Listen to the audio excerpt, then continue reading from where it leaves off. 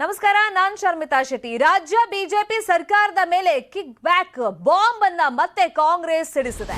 ಕಾಕಂಬಿ ರಫ್ತಿನಲ್ಲಿ ಭಾರಿ ಅಕ್ರಮ ಆಗಿದೆ ಅಂತ ಹೇಳಿ ಕಾಂಗ್ರೆಸ್ ಗಂಭೀರವಾದಂತ ಆರೋಪವನ್ನ ಮಾಡಿದೆ. ಈ ಬಗ್ಗೆ ಸ್ಫೋಟಕವಾದಂತ ಆಡಿಯೋವನ್ನ ಕೂಡ ಕಾಂಗ್ರೆಸ್ ರಿಲೀಸ್ ಮಾಡಿದೆ.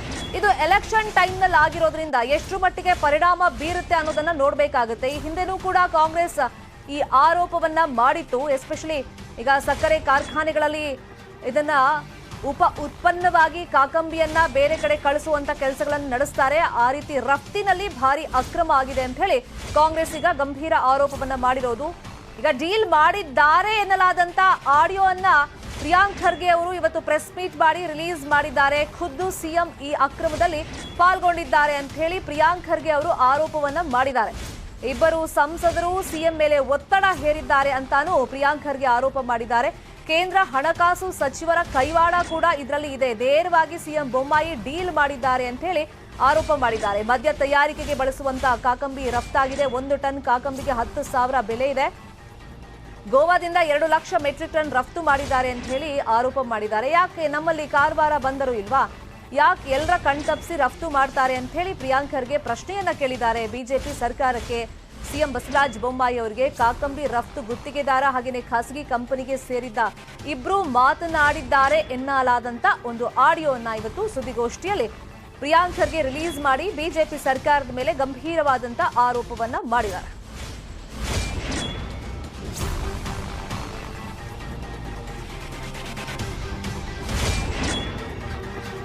ಹಾಗಾದ್ರೆ ಆಡಿಯೋದಲ್ಲಿ ಏನಿದೆ ಕೇಳಿಸ್ಕೊಳ್ಳೋಣ.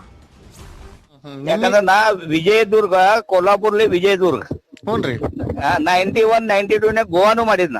ಹ್ಞೂನ್ರಿ ಮತ್ತ ನಡಬರ್ಕ್ ಜೇನ್ ಬಿಡಿ ಮಾಡ್ತಾ ಇದ್ದ. ಹ್ಞೂನ್ರಿ ಅದು ನಂದು ಎಕ್ಸಾಮ್ ಕ್ಲೋಸ್ ಎಕ್ಸ್ಪೋರ್ಟರ್ ಪೂರಾ ನನ್ ಕೊಳಗೆ ಹಾಕನಿಲ್ಲ. ಹೌದ್ರಿ. ಓ, ಇದೆಲ್ಲ ಸಂಪೂರ್ಣ ಜವಾಬ್ದಾರಿ ತಮ್ದೆ ಅಂತ ಆಯ್ತು ಹಂಗಾದ್ರೆ. ಪೂರ್ಣ ಮೊಲೇಜ್ ಪರ್ಚೇಸ್ ಹಿಡಿದು ಹಾ, ಇವು ಗಾಡಿಗಳು ಅವು ಎಕ್ಸೈಸ್ ಪರ್ಮಿಷನ್ ಎಲ್ಲ ನಾನೇ ಮಾಡ್ಲಿಕ್ಕೆ. ಹೌದ್ರಿ. ಯಾವ ಮಿನಿಸ್ಟ್ರಿಗೆ ಹಿಡ್ದಿರಪ್ಪ? ಮಿನಿಸ್ಟರ್ ಇಲ್ಲ, ಅವ್ರ ಮ್ಯಾಗಿನ ಹೈ ಲೆವೆಲ್ ಅದು ಕಂಪನಿ ಬಹಳ ದೊಡ್ಡದ. 3,000 ಕೋಟಿದು ಏನ್ ಆಗಿರೋತದ ಎಕ್ಸ್ಪೋರ್ಟರ್ ಪೈಲಟ್ ಅದು. ಹೌದ್ರಿ. ಹೊಸದಾಗಿ ಏನಿಲ್ಲ. ಅಲ್ಲ, ನಮ್ ಕರ್ನಾಟಕದಾಗ ಯಾರಿಗ್ ಹಿಡ್ಕೊಂಡ್ ಮಾಡ್ಯಾರ ಇವ್ರು? ನಮ್ ಸಿಎಂ ಬೊಮ್ಮಾಯಿ ಅವ್ರಿಗೆ ಹಿಡ್ಕೊಂಡ್ ಮಾಡ್ಯಾರ ಎಕ್ಸೈಸ್ ಮಿನಿಸ್ಟರ್? ಈಗ ಏನದ ಗೊತ್ತೇನು, ಅವು ಈ ಕೇನ್ ಆಗ್ರೋನ್ಯಾಗ 2 MP ಅರ.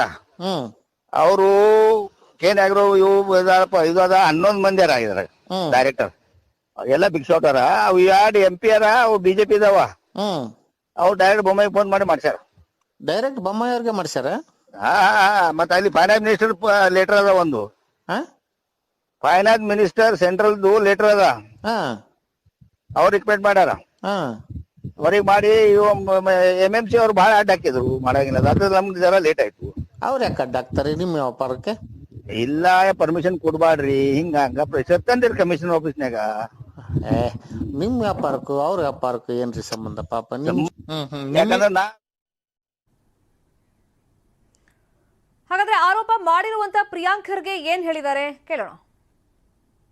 ಮೆಟ್ರಿಕ್ ಟನ್ 200 ಕೋಟಿ ರೂಪಾಯಿ ಅಂತ ಅಂದಾಜು ಹಾಕಿದ್ರು ಕೂಡ ಇವರು 40% ಇವ್ರದ್ದು ಸ್ಟ್ಯಾಂಡರ್ಡ್ ಕಮಿಷನ್ ಇದೆ. ತಮ್ ರೂಲ್ ಇವ್ರದ್ದು 40%, ಅಂದ್ರೆ 70 ಕೋಟಿ ರೂಪಾಯಿ 80 crore rupees ಡೀಲ್ ಆಗಿದೆ ಇವತ್ತು.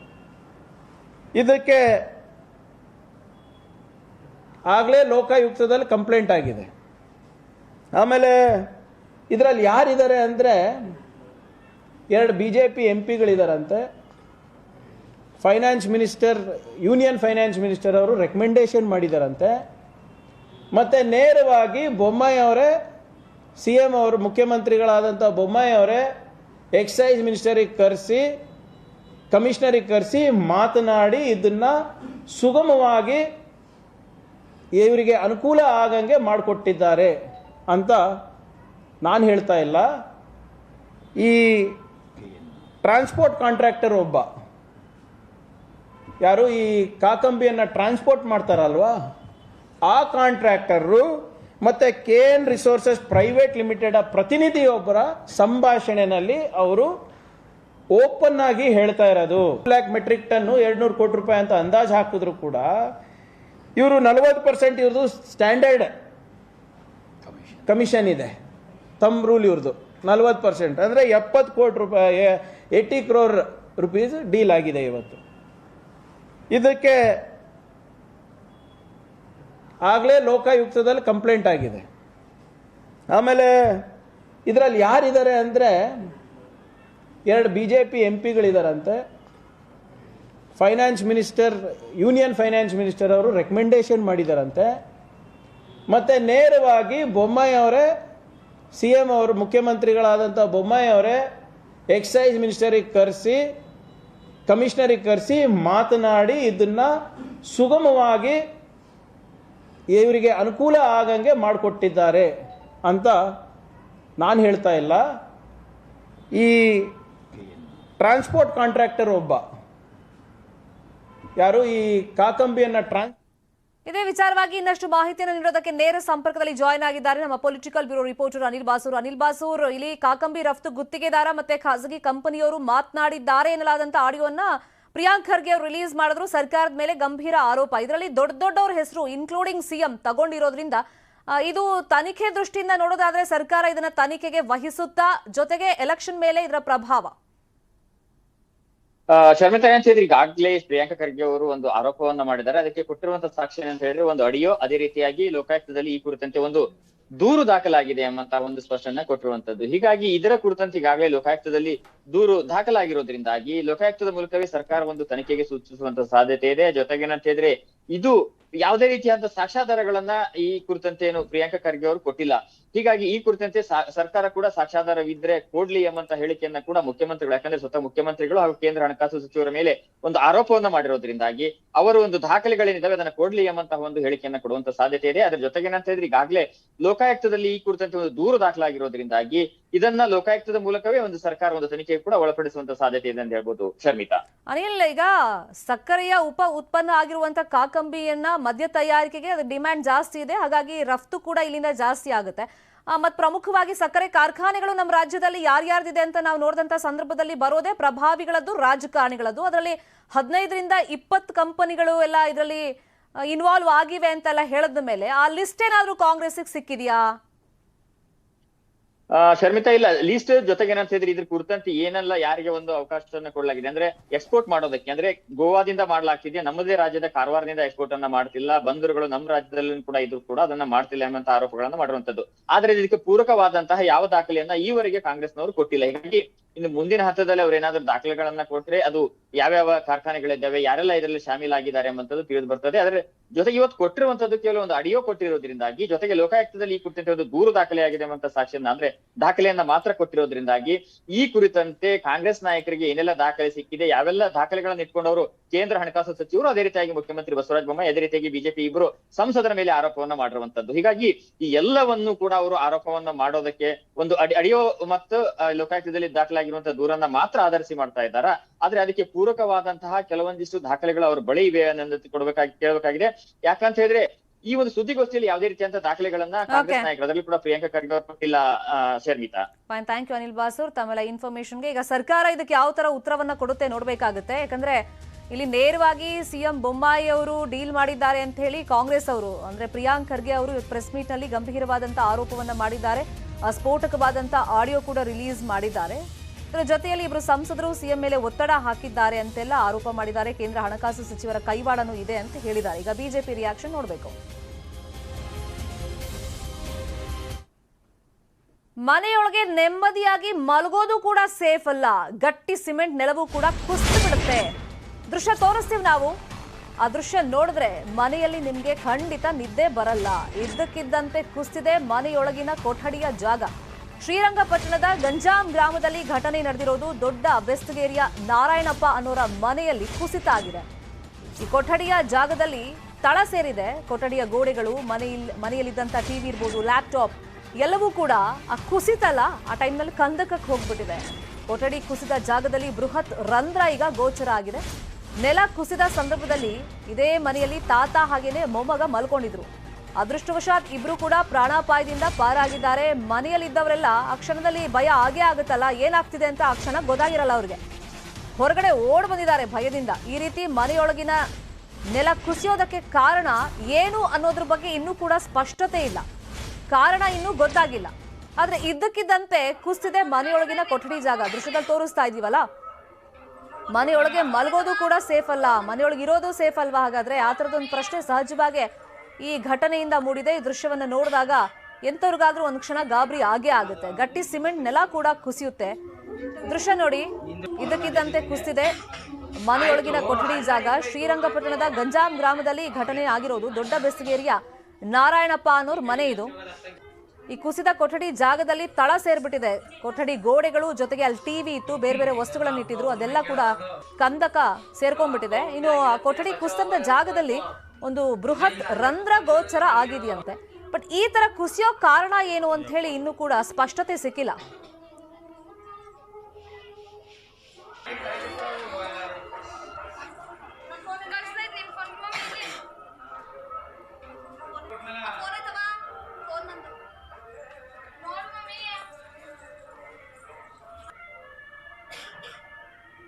ಹಳೆ ಮನೆ ಆದ್ರೆ ಗೋಡೆ ಎಲ್ಲ ಶಿಥಿಲಾವಸ್ಥೆ ತಲುಪಿದ್ರೆ ಅದು ಏಕಾಏಕಿ ಬೀಳೋದು ಅಥವಾ ಬಿರುಕು ಬಿಡೋದು ಇಂಥದ್ದೆಲ್ಲ ನಾವು ನೋಡಿದೀವಿ, ಇಲ್ಲ ಅಂತಲ್ಲ. ಎಸ್ಪೆಷಲಿ ಮಳೆಗಾಲದಲ್ಲಿ ಕುಸಿದು ಬೀಳೋದು ಇಂಥದ್ದಾಗುತ್ತೆ. ಬಟ್ ಅದು ಸಿಮೆಂಟ್ ನೆಲ, ಗಟ್ಟಿ ಸಿಮೆಂಟ್ ನೆಲವೂ ಕೂಡ ಸೇಫ್ ಅಲ್ಲ ಅನ್ನೋದು ಈ ದೃಶ್ಯದಿಂದ ನೋಡಿದಾಗ ಗೊತ್ತಾಗ್ತಾ ಇದೆ.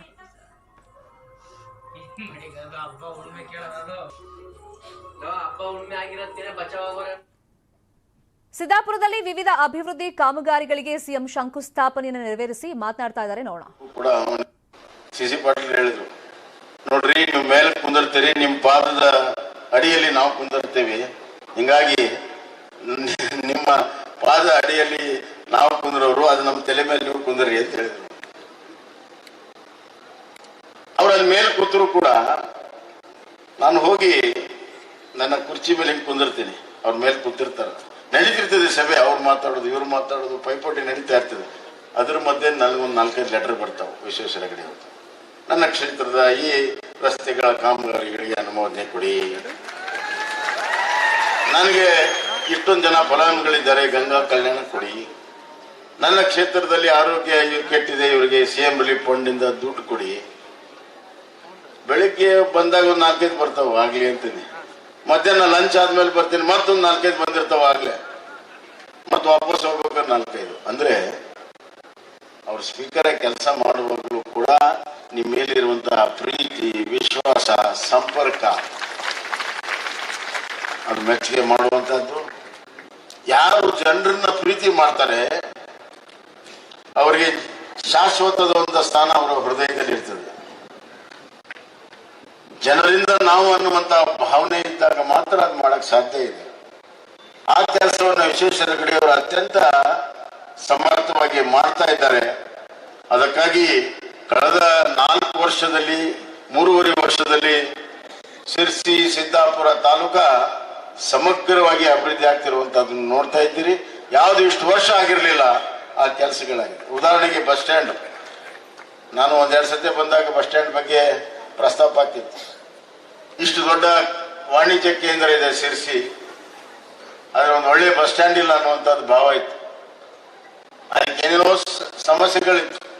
ಈಗ ಹೇಳಿದ್ರಲ್ಲ ಅವರು, ಇಲ್ಲಿ ಇನ್ನೊಂದು ಸ್ವಲ್ಪ ಈ ಫಾರೆಸ್ಟ್ ಲ್ಯಾಂಡ್ ಅವೆಲ್ಲ ಇರೋದ್ರಿಂದ ಕೆಲವು ನೈಜವಾಗಿ ಸಮಸ್ಯೆ ಇರ್ತದೆ, ಇನ್ನು ಕೆಲವರು ಅದ್ರ ದುರುಪಯೋಗ ಮಾಡಿಕೊಂಡು ಸಮಸ್ಯೆ ಕ್ರಿಯೇಟ್ ಮಾಡಿ ಒಟ್ಟು ಅಭಿವೃದ್ಧಿ ಆಗಬಾರ್ದು. ಯಾವಾಗಲೂ ಕೂಡ ಒಂದು ವರ್ಗ ಅಭಿವೃದ್ಧಿ ವಿರೋಧ ಇದ್ದೇ ಇರ್ತದೆ, ನೀವು ತಿಳ್ಕೊಂಡ್ಬಿಡ್ರಿ. ಯಾಕೆ ಅಭಿವೃದ್ಧಿ ವಿರುದ್ಧ ಅಂತಂದ್ರೆ ಅವ್ರು ಮಾಡ್ತಾ ಇದ್ದಾರಲ್ಲ, ಜನರ ಬೇಡಿಕೆಯನ್ನು ಅವ್ರು ಈಡೇರಿಸ್ತಾ ಇದ್ದಾರೆ, ನಾವು ಮಾಡ್ಬೇಕಾಗಿತ್ತು ಅವ್ರು ಮಾಡ್ತಾರಲ್ಲ ಅಂತ ಅಷ್ಟೇ. ಈಗ ನನಗೂ ಕೂಡ ಬಹಳಷ್ಟು ಟಿಪ್ಪಣಿಗಳು ಬರ್ತಾವೆ, ಬಹಳಷ್ಟು ಟಿಪ್ಪಣಿ. ಈ ಯೋಜನೆ ನಾವೇ ಮೊದಲು ಯೋಚನೆ ಮಾಡಿದ್ವಿ, ಯೋಚನೆ ಮಾಡಿದ್ರೆ ಯಾಕೆ ಮಾಡಲಿಲ್ಲಪ್ಪ? ಈ ಯೋಜನೆ ಬಗ್ಗೆ ನಾವು ಚಿಂತನೆಯನ್ನ ಮಾಡಿದ್ವಿ, ಚಿಂತನೆ ಮಾಡಿದ್ರಿ, ಮಾಡಲಿಲ್ಲ ಯಾಕೆ? ನಾವು ಬಂಜಾರ ಜನರಿಗೆ ಪಟ್ಟ ಕೊಟ್ವಿ, ಅಯ್ಯೋ ನಾವೇ ಮುಂಚೆ ಮಾಡಿದ್ವಿ, ಅದನ್ನ ಒಂದು ಕಮಿಟಿ ಮಾಡಿದ್ವಿ. ಈ ದೇಶದಲ್ಲಿ ಕಮಿಟಿ ಮಾಡುವಷ್ಟು ಸುಲಭ ಮತ್ತೊಂದಿದೆ, ಯಾವುದು ಅಲ್ಲ. ಏನಾದ್ರು ಸಮಸ್ಯೆ ಬಂದ್ರೆ ಒಂದು ಕಮಿಟಿ ಮಾಡಬೇಕು, ಅದೇ ಒಂದು ದೊಡ್ಡ ಸಾಧನೆ. ನಮ್ಮ ಕಾಲದಲ್ಲಿ ಕಮಿಟಿ ಆಗಿತ್ತು, ಹೌದಪ್ಪ ನಿಮ್ ಕಾಲದಲ್ಲಿ ಕಮಿಟಿ ಆಗಿತ್ತು. ಮುಂದೆ ಹಂಗೆ ವಿಶ್ವೇಶ್ವರ ಹೆಗಡೆ ಅವ್ರು ಏನಾದ್ರು ಮಾಡಿದ್ರೆ ಒಂದು ಸಮಸ್ಯೆಗಳನ್ನು ತರುವಂತ ಪ್ರಯತ್ನ ಮಾಡ್ತಾರೆ. ಒಂದು ಹೇಳ್ತೀನಿ ವಿಶ್ವೇಶ್ವರ ಹೆಗಡೆ ಅವರೇ, ನನಗೂ ಆಗತ್ತಿದ್ದು, ನಿಮ್ಮೊಬ್ಬರಿಗೆ ಅಲ್ಲ. ಈಗ ನಾನೇನ್ ತಿಳ್ಕೊಂಡಿದ್ದೇನೆ ಗೊತ್ತಾ, ಯಾವ್ದಾದ್ರು ಒಂದು ಪ್ರಮುಖವಾದಂತ ಯೋಜನೆಯನ್ನು ಮಾಡುವಾಗ ಸಮಸ್ಯೆ ಬರಲಿಲ್ಲ ಅಂದ್ರೆ ಅದು ಪ್ರಮುಖವಾದ ಯೋಜನೆನೇ ಅಲ್ಲ. ಸಮಸ್ಯೆಗಳು ಬರಬೇಕು, ನಾವು ಅದನ್ನ ಸಾಲ್ವ್ ಮಾಡಬೇಕು, ಇಚ್ಛಾಶಕ್ತಿಯಿಂದ ಆ ಯೋಜನೆಯನ್ನು ಪೂರ್ತಿ ಮಾಡಬೇಕು, ಜನ ಕಲ್ಯಾಣ ಮಾಡಬೇಕು. ಅದ್ರಾಗಿರೋ ಮಜಾ ಮತ್ತೊಂದು ಯಾವುದೂ ಇಲ್ಲ. ಅದಕ್ಕಾಗಿ ಅವ್ರು ಎಷ್ಟು ವಿರೋಧ ಮಾಡ್ತಾರೋ ಅಷ್ಟು ನಿಮ್ ಶಕ್ತಿ ಹೆಚ್ಚಾಗತ್ತೆ. ಚಿಂತೆ ಮಾಡಬೇಡಿ. ಎಷ್ಟು ವಿರೋಧ ಮಾಡ್ತಾರೋ ಅಷ್ಟು ಹೆಚ್ಚಾಗುತ್ತೆ. ಯಾವಾಗ ಎರಡು ತರದ ಮನುಷ್ಯನ ಗುಣ. ಒಂದು ಅರ್ಜುನಂದು. ಅರ್ಜುನನ್ಗೆ ನೀವು ಬಾಣ ಹೂಡ್ಬೇಕಾದ್ರೆ ಬಹಳ ಹೊಗಳಬೇಕು. ನಿನ್ನಷ್ಟು ವೀರ ಯಾರಿಲ್ಲ, ಧೀರ ಇಲ್ಲ, ನೀನ್ ಹಿಟ್ಟ ಗುರಿ ತಪ್ಪುವುದಲ್ಲ, ಇದೆಲ್ಲ ಹೇಳಿದ್ಮೇಲೆ ಅವನಿಗೆ ಮೈ ಬಡಿಗೆ ಎದ್ದು ಬಾಣ ಹೊಡಿತಾನೆ. ಇನ್ನೊಂದು ಕರ್ಣಂದು. ಅವನಿಗೆ ಹೊಗಳಿದ್ರೇನು ಹತ್ತುದಲ್ಲ, ಅವನಿಗೆ ತೆಗಳಬೇಕು. ನೀನಷ್ಟು ಹೇಳಿನೇ ಯಾರಿಲ್ಲ, ನಿನ್ ಬಾಣ ಹೊಡಕ ಬರುದಿಲ್ಲ, ನಿನ್ ಗುರಿನೇ ಇಲ್ಲ, ಅವಾಗ ತೋರಿಸ್ತೀನಿ ತಡಿ ಅಂತ ಒಂದು. ನೀವೆಲ್ಲ ಕರ್ಣನ್ ಜಾತಿಗೆ ಸೇರಿದವರು, ಅದು ಚಿಂತೆ ಮಾಡಕ್ ಹೋಗ್ಬೇಡಿ. ಸವಾಲನ್ನ ಸ್ವೀಕಾರ ಮಾಡಿ ಧೈರ್ಯವಾಗಿ ಮುನ್ನಗ್ರಿ. ಇದುವರೆಗೂ ಮಾಡಿದ್ರಿ, ಯಶಸ್ಸಾಗಿದ್ರಿ, ಮುಂದೂ ಕೂಡ ಯಶಸ್ಸು ಆಗ್ತೀರಿ.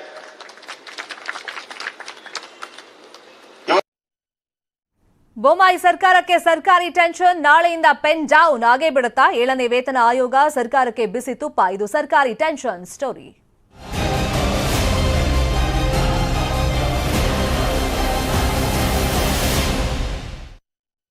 ನಾಳೆಯಿಂದ ಬಂದ್ ಆಗುತ್ತೆ ಸರ್ಕಾರಿ ಸೇವೆ. ಸರ್ಕಾರದ ವಿರುದ್ಧವೇ ನೌಕರರು ಬಂಡಾಯ ಏಳೋದಕ್ಕೆ ಬೇಕಾದಂತ ಎಲ್ಲ ತಯಾರಿಗಳನ್ನ ಮಾಡ್ಕೊಂಡಿದ್ದಾರೆ. ಕಾರಣ 7ನೇ ವೇತನ ಆಯೋಗ ಜಾರಿಗೆ ಆಗ್ರಹಿಸಿ ಗಡುವನ್ನ ಸರ್ಕಾರಕ್ಕೆ ಕೊಟ್ಟಿದ್ರು. ಆ ಗಡುವು ಮೀರ್ತಾ ಇದ್ರು ಕೂಡ ಸರ್ಕಾರ ಅವರಿಗೆ ಕರೆಕ್ಟ್ ಆಗಿ ಒಂದು ಅಧಿಕೃತವಾಗಿ ಭರವಸೆಯನ್ನ ಕೊಡ್ತಾ ಇಲ್ಲ. ಮಾಡ್ತೀವಿ, ಕ್ರಮ ಕೈಗೊಳ್ತೀವಿ ಅಂತಾನೂ ಈ ಕ್ಷಣದವರೆಗೂ ಸಿಎಂ ಅಷ್ಟೇ ಹೇಳ್ತಾ ಇದ್ದಾರೆ. ಮಧ್ಯಂತರ ವರದಿ ಕೈ ಸೇರಿದ ಕೂಡಲೇ ನಿರ್ಧಾರ ಅಂತ ಹೇಳ್ತಿದ್ದಾರೆ. ನಿವೃತ್ತ ಸಿಎಸ್ ಸುಧಾಕರ್ ರಾವ್ ವರದಿ ಬರಲಿ ಅಂತ ಹೇಳಿ ಹುಬ್ಬಳ್ಳಿಯಲ್ಲಿ ಬೆಳಿಗ್ಗೆ ತಾನೇ ಸಿಎಂ ಬಸವರಾಜ ಬೊಮ್ಮಾಯಿ ಹೇಳಿಕೆ ಕೊಟ್ಟಿದ್ದಾರೆ. ಆದ್ರೆ ಈ ಹೇಳಿಕೆಯಿಂದ ಸರ್ಕಾರಿ ನೌಕರರ ಸಂಘ ಸಮಾಧಾನಗೊಂಡಿಲ್ಲ.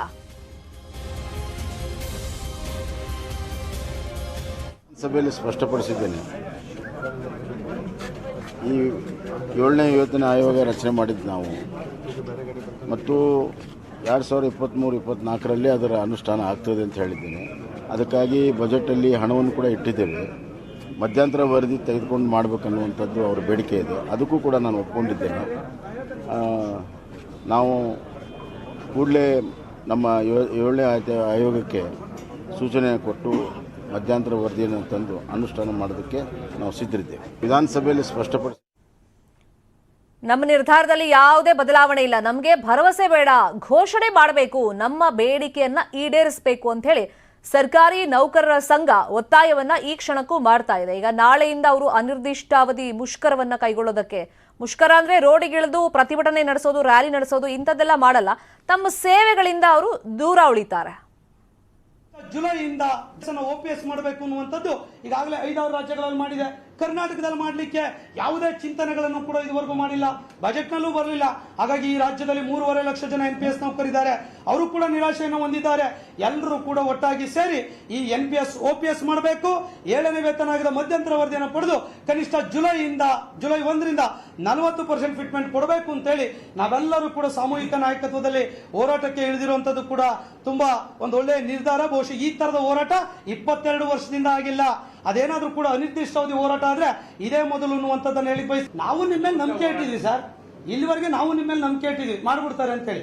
ಈಗೇನ್ ಪ್ರಾರಂಭ ಆಯ್ತು? ಈ ಭರವಸೆಗಳು ಬಜೆಟ್ ನಲ್ಲಿ ಬರಲೇ ಇಲ್ಲ ಸರ್. ಸರ್ ನೋಡಿ, ಈ ಬಜೆಟ್ ನಲ್ಲಿ ಹಣ ಇಷ್ಟು ಕೆಲಸ ಮಾಡೋ ನೌಕರರು ನಿಮಗೆ ಗೊತ್ತಿದೆ. ಒಂದು ವಿಷಯ ನೌಕರರು ಬೇಡವಾ ಸರ್? ಲಿಖಿತ ಯಾವುದು ಒಪ್ಪಲ್ಲ, ಸರ್ಕಾರದ ಆದೇಶ ಆಗ್ಬೇಕು. ಇಲ್ಲಿ ಲಿಖಿತ ಮಾತುಕತೆ ಭರವಸೆಗಳೆಲ್ಲ ಮುಗಿದಿದೆ. ನೀವು ಲಿಖಿತವಾಗಿ ಕೊಟ್ಟರೆ ಏನು ಉಪಯೋಗ ಮೇಡಮ್? ಆದೇಶ ಆಗೋದಿಲ್ಲ. ಸರ್ಕಾರದ ಅಧಿಕೃತ ರೆಪ್ರೆಸೆಂಟೇಟಿವ್ ಏನ್ ಕರೀತೇವೆ, ಅದು ಆರ್ಥಿಕ ಇಲಾಖೆ ಇರಲಿ ಇನ್ನೊಬ್ರಲ್ಲಿ, ಅಧಿಕೃತವಾಗಿ ಆದೇಶವನ್ನ ಮಾಡಬೇಕು. ಆದೇಶವನ್ನು ಮಾಡದ ಹೊರತು ನಾವು ಯಾವುದೇ ಕಾರಣಕ್ಕೂ ವಾಪಸ್ ತೆಗೆದುಕೊಳ್ಳುವಂತ ಪ್ರಶ್ನೆ ಇಲ್ಲ. ಇನ್ನು ಇವತ್ತಿನಿಂದ ಗಾರ್ಡನ್ ಸಿಟಿ ಗಾರ್ಬೇಜ್ ಸಿಟಿ ಆಗುತ್ತಾ? ಯಾಕಂದ್ರೆ ಕೆಲಸ ಖಾಯಂಗೊಳಿಸದ ಹಿನ್ನೆಲೆಯಲ್ಲಿ ಪೌರ ಕಾರ್ಮಿಕರು ಮುಷ್ಕರವನ್ನ ಕೈಗೊಳ್ತಾ ಇದ್ದಾರೆ. ಕಸ ಗುಡಿಸೋ ಪೌರ ಕಾರ್ಮಿಕರು ಇವತ್ತಿನಿಂದ ಮುಷ್ಕರ ಆರಂಭ ಮಾಡಿಬಿಟ್ಟಿದ್ದಾರೆ. ಅಧಿಕಾರಿಗಳ ಎಡವಟ್ಟಿಗೆ ಮತ್ತೆ IT ಸಿಟಿಯ ಮಾನ ಹರಾಜಾಗುತ್ತಾ? ಕಾರ್ಮಿಕರ ನೇಮಕಾತಿಯಲ್ಲಿ ಭಾರೀ ಗೋಲ್ಮಾಲ್ ಆಗಿದೆ ಅಂತ ಹೇಳಿ ಪೌರ ಕಾರ್ಮಿಕರು ಗಂಭೀರವಾದಂತ ಆರೋಪ ಮಾಡಿದ್ದಾರೆ. ಮತ್ತೆ ತಮ್ಮ ಕೆಲಸವನ್ನ ಖಾಯಂಗೊಳಿಸಿಲ್ಲ ಅಂತ ಹೇಳಿ ಆ ಬೇಡಿಕೆಯನ್ನು ಇಟ್ಟಿದ್ರು. ಅದು ಈಡೇರದ ಹಿನ್ನೆಲೆಯಲ್ಲಿ ಮುಷ್ಕರವನ್ನ ಕೈಗೊಂಡಿದ್ದಾರೆ. ಕೂಡಲೇ ನೇಮಕಾತಿ ಆದೇಶ ರದ್ದು ಮಾಡಬೇಕು, ಗೋಲ್ಮಾಲ್ ಆಗಿದೆ ಅಲ್ಲಿ ಅಂತ ಹೇಳಿ ಪ್ರತಿಭಟನೆಯನ್ನ ಆರಂಭ ಮಾಡಿದ್ದಾರೆ. ಎಲ್ಲಾರು ಒದ್ದೆ ಆಗಲ್ಲ ಸರ್, ಯಾರು ಇಲ್ಲೇ ಕೂತ್ಕೊಂತಾರು, ಯಾರು ಹೋಗಲ್ಲ, ಯಾರು ಬಿಡಲ್ಲ. ನಾನು ಆಫೀಸ್ ಅಲ್ಲೇನೆ ಈ ಕಾರ್ಪೀಸ್ ಆಪಿಲ್ಲನ ಸಾಯಕ್ಕೆ ರೆಡಿಯಾಗ ಇದೆ. ನಾವ್ ಇಲ್ಲೇ ಕೂತ್ಕೊಂತೀವಿ. ಎತ್ತಿಲ್ಲ ಸರ್, ನಮ್ಮ ಏರಿಯಾನು ಯಾರು ಎತ್ತಿಲ್ಲ. ತುಂಬಾ ಜನ ಮಾಡ್ತಾ ಇದ್ವಿ, ತುಂಬಾ ಜನ ಮಾಡಿಲ್ಲ.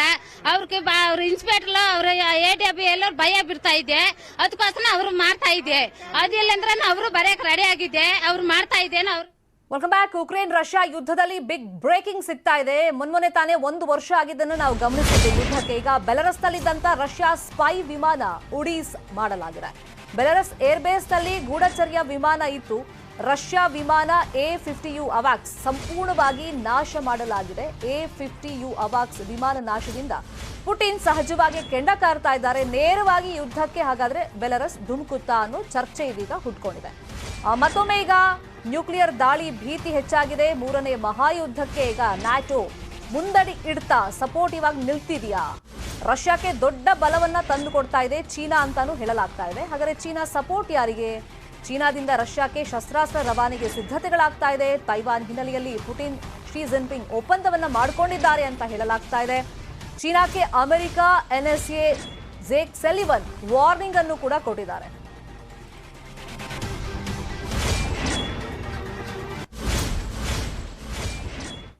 ಹಾಗಾದ್ರೆ ಬೆಲರಸ್ ನೇರವಾಗಿ ಯುದ್ಧವನ್ನ ಸಾರುತ್ತಾ 3ನೇ ಮಹಾಯುದ್ಧ ನಡೆದು ಹೋಗುತ್ತಾ? ಸದ್ಯಕ್ಕೆ ಸಿಚುವೇಶನ್ ಅಲ್ಲಿ ಹೇಗಿದೆ? ಇದ್ರ ಬಗ್ಗೆ ಇನ್ ಡೀಟೇಲ್ ಆಗಿ ವಿತ್ ಮ್ಯಾಪ್ ಎಕ್ಸ್ಪ್ಲೇನ್ ಮಾಡೋದಕ್ಕೆ ನಮ್ಮ ಡೆಪ್ಯೂಟಿ ನ್ಯೂಸ್ ಎಡಿಟರ್ ರೆಡಿ ಇದ್ದಾರೆ. ರಾಘವೇಂದ್ರ ಗುಡಿ. ಓವರ್ ಟು ಯು ರಾಘವೇಂದ್ರ ಗುಡಿ.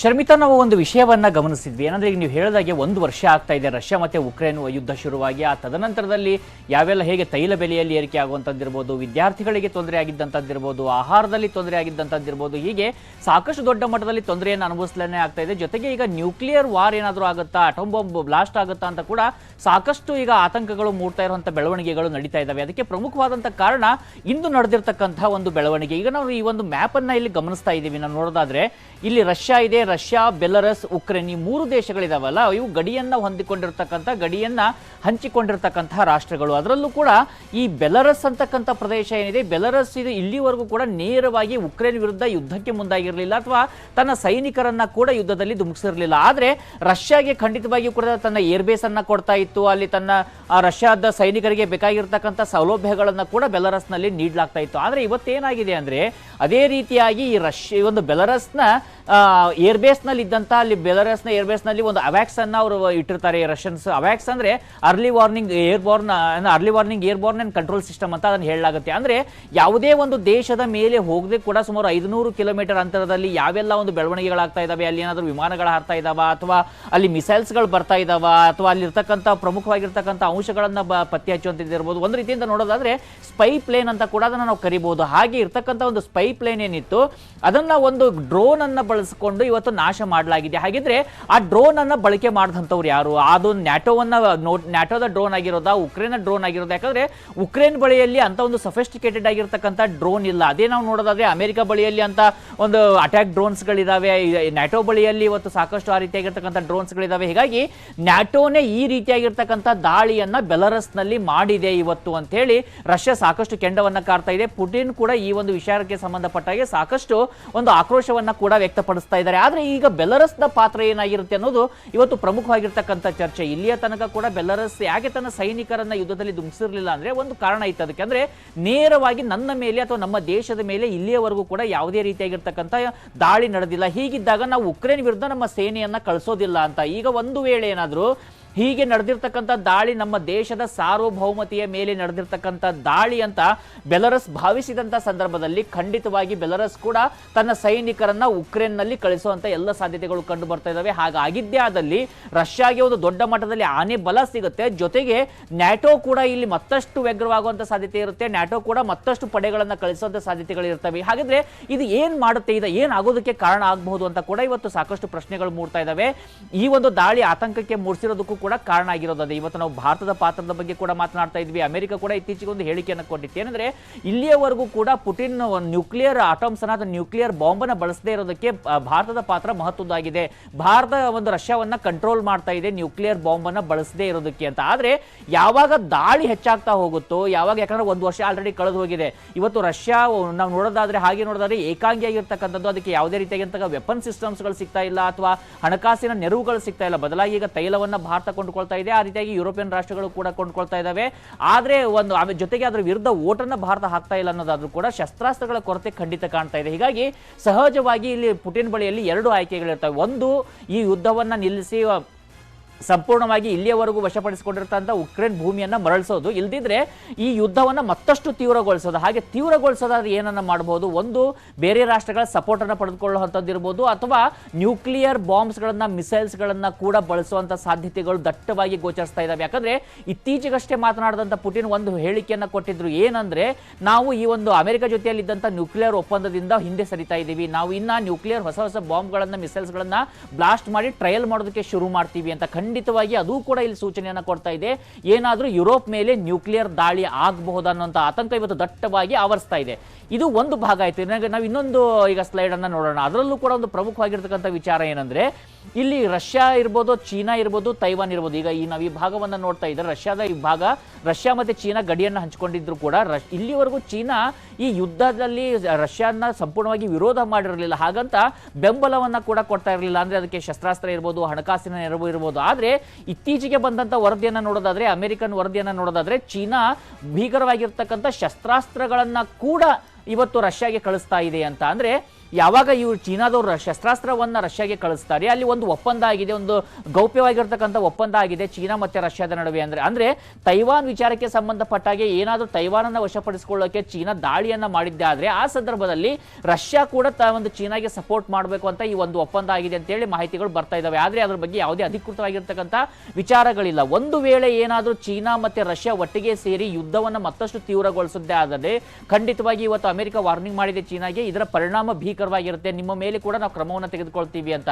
ಚೀನಾದ ಮೇಲೆ ಖಂಡಿತವಾಗಿ ಮಿಲಿಟರಿ ಕ್ರಮವನ್ನು ತೆಗೆದುಕೊಳ್ಳೋಕೆ ಆಗದೆ ಇರಬಹುದು, ಆದ್ರೆ ಆರ್ಥಿಕವಾಗಿ ದೊಡ್ಡ ಮಟ್ಟದ ಸರ್ಜಿಕಲ್ ಸ್ಟ್ರೈಕ್ ಅನ್ನ ಚೀನಾ ಮೇಲೆ ಮಾಡುವಂತ ಎಲ್ಲ ರೀತಿಯಾಗಿರ್ತಕ್ಕಂಥ ಸಾಧ್ಯತೆಗಳು ಮತ್ತೆ ಸೌಲಭ್ಯಗಳು ಇವತ್ತು ಅಮೆರಿಕದ ಬಳಿಯಲ್ಲಿ ಇದಾವೆ. ಹೀಗಾಗಿ ಇದೆಲ್ಲ ಆದಾಗ ಏನಾಗುತ್ತೆ, ಖಂಡಿತವಾಗಿ ಕೂಡ ಇಡೀ ವಿಶ್ವ ಮತ್ತೊಂದು ಬಾರಿ ನಿರ್ಧಾರ ಮಾಡಬೇಕಾದಂತ ಒಂದು ಸಂದರ್ಭ ಬರುತ್ತೆ. ಇದು ದೊಡ್ಡ ಮಟ್ಟದಲ್ಲಿ ತೀವ್ರ ಮಟ್ಟದ ಯುದ್ಧವಾದಂತಹ ಸಂದರ್ಭದಲ್ಲಿ ಮೂರನೇ ವಿಶ್ವ ಯುದ್ಧಕ್ಕೆ ನಾಂದಿಯನ್ನ ಖಂಡಿತ ಹಾಡುತ್ತೆ. ಆ ಸಂದರ್ಭದಲ್ಲಿ ಭಾರತದ ಪಾತ್ರ ಏನಾಗಿರುತ್ತೆ, ಆಗ್ಲೂ ಕೂಡ ಭಾರತ ತಟಸ್ಥವಾಗಿ ಇರೋದಕ್ಕೆ ಸಾಧ್ಯ ಆಗುತ್ತೆ ಅಂತ ಕೂಡ ಪ್ರಶ್ನೆಗಳು ಮೂಡ್ತಾ ಇದಾವೆ. ಒಟ್ಟಾರೆಯಾಗಿ ಯುದ್ಧ ನಿಲ್ಲಬೇಕು, ಶಾಂತಿ ನೆಲೆಸಬೇಕು, ಇದು ಭಾರತದ ನಿಲುವು. ಜೊತೆಗೆ ಈ ರೀತಿಯಾಗಿ ಶಾಂತಿಯನ್ನು ಬಯಸುವಂತ ರಾಷ್ಟ್ರಗಳ ನಿಲುವು. ಆದ್ರೆ ಇವತ್ತು ಯುರೋಪಿಯನ್ ಯೂನಿಯನ್ ಇರ್ಬೋದು, ಅಥವಾ ನ್ಯಾಟೋ ಇರ್ಬೋದು, ಇನ್ನೊಂದು ಕಡೆ ಚೈನಾ ಇರ್ಬೋದು, ರಷ್ಯಾ ಇರ್ಬೋದು, ಇವುಗಳಿಗೆ ಯುದ್ಧ ನಿಲ್ಲೋದು ಬೇಕಾಗಿಲ್ಲ. ಆದ್ರೆ ಇದರಿಂದ ಖಂಡಿತವಾಗಿ ಜನಸಾಮಾನ್ಯರಿಗೂ ಕೂಡ ದೊಡ್ಡ ಮಟ್ಟದಲ್ಲಿ ಹೊರೆಯಾಗೋದ್ರಲ್ಲಿ ಯಾವುದೇ ಸಂಶಯಗಳು ಕೂಡ ಕಂಡು ಬರ್ತಾ ಇಲ್ಲ. ಶರ್ಮಿತಾ, ತಮ್ಮೆಲ್ಲ ಇನ್ಫಾರ್ಮೇಶನ್ಗೆ. ತನ್ವೀರ್ ಸೇಠ್ ಚುನಾವಣಾ ರಾಜಕೀಯ ನಿವೃತ್ತಿ ಹೇಳಿಕೆ ಬೆನ್ನಲ್ಲೇ ಮನನೊಂದಂತ ಅವರ ಅಭಿಮಾನಿ ಆತ್ಮಹತ್ಯೆಗೆ ಪ್ರಯತ್ನವನ್ನ ಪಟ್ಟಿದ್ದಾರೆ.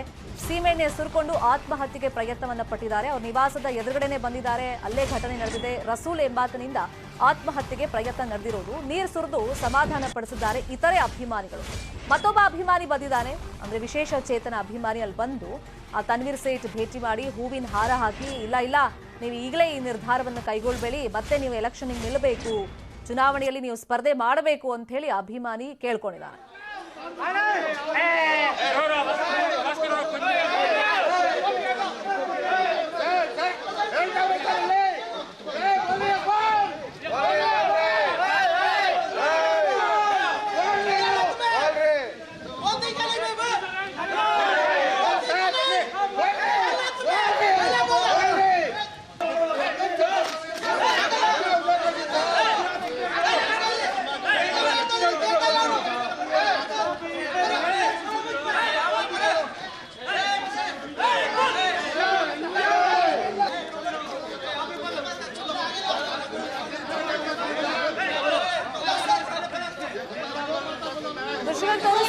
ಶಾಸಕ ತನ್ವೀರ್ ಸೇಠ್ ಚುನಾವಣಾ ರಾಜಕೀಯ ನಿವೃತ್ತಿ ಹೇಳಿಕೆ ಬೆನ್ನಲ್ಲೇ ಅಭಿಮಾನಿಯೊಬ್ಬ ಬಂದಲ್ಲಿ ಸೀಮೆಎಣ್ಣೆ ಸುರ್ಕೊಂಡು ಆತ್ಮಹತ್ಯೆಗೆ ಪ್ರಯತ್ನವನ್ನ ಪಟ್ಟಿರೋದು. ಆದ್ರೆ ರಸೂಲ್ ಎಂಬಾತ ಈ ತರ ಮಾಡ್ತಾ ಇದ್ದಂತೆ ಅಲ್ಲಿದ್ದಂತ ಇತರೆ ಕಾರ್ಯಕರ್ತರಿರ್ಬೋದು ಅಥವಾ ತನ್ವೀರ್ ಸೇಠ್ ಇತರೆ ಅಭಿಮಾನಿಗಳು ಇಲ್ಲ ನೀವು ಸಮಾಧಾನ ಪಡ್ಕೊಳ್ಳಿ ಅಂತ ಹೇಳಿದ್ದಾರೆ. ಮತ್ತೊಬ್ಬ ವಿಶೇಷ ಚೇತನ ಅಭಿಮಾನಿ ತನ್ವೀರ್ ಸೇಠ್ ಭೇಟಿ ಮಾಡಿ ಅವರಿಗೆ ಹೂವಿನ ಹಾರ ಎಲ್ಲ ಹಾಕಿ ನೀವು ಈಗಲೇ ಈ ತರ ನಿರ್ಧಾರ ತಗೋಬೇಡಿ, ನೀವು ಮತ್ತೆ ಚುನಾವಣೆಗೆ ಸ್ಪರ್ಧೆ ಮಾಡಿ ಅಂತ ಹೇಳಿ ರಿಕ್ವೆಸ್ಟ್ ಮಾಡ್ಕೊಂಡಿದ್ದಾರೆ. ಇವಿಷ್ಟು ಸದ್ಯದ ನ್ಯೂಸ್ ಅಪ್ಡೇಟ್ಸ್. ನೋಡ್ತಾರೆ ನ್ಯೂಸ್ 18, ಜಾಲ ನಮ್ಮದು, ಬಲ ನಿಮ್ಮದು.